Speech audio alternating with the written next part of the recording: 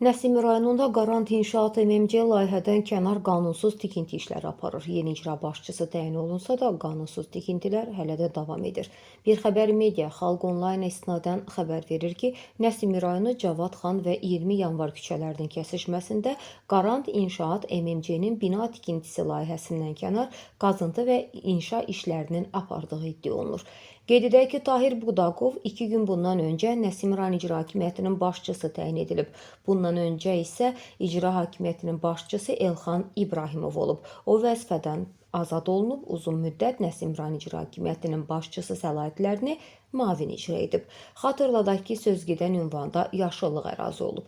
2022-ci ildə Qarant İnşaat MMC tərəfindən aparılan işlər zamanı ağaclar kəsilib. Dəymiş ziyana görə MMC 6600 manat cərimə edilib.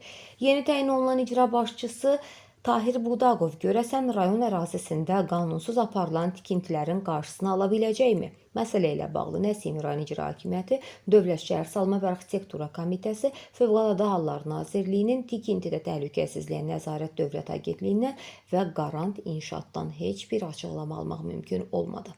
Səsləndirilən iddialarla bağlı lazımi qurumların da mövqeyini işıqlandırmağa hazırıq.